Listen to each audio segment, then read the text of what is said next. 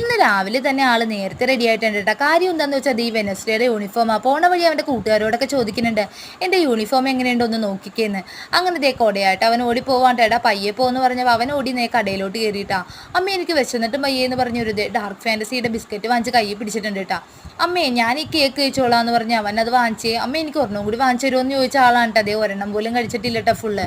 അത് കഴിഞ്ഞ് ഞങ്ങൾ ഇതേ വണ്ടി കയറാൻ നിന്നപ്പോഴേക്ക് അവൻ ചോദിക്കുന്നുണ്ട്, അമ്മ ഇതേ നമ്മുടെ എസ്രയുടെ ബസ് വന്നിട്ടുണ്ടല്ലോ, ഇവൻ്റെ അനിയൻ്റെ പേരാണ് ടെസ്ര.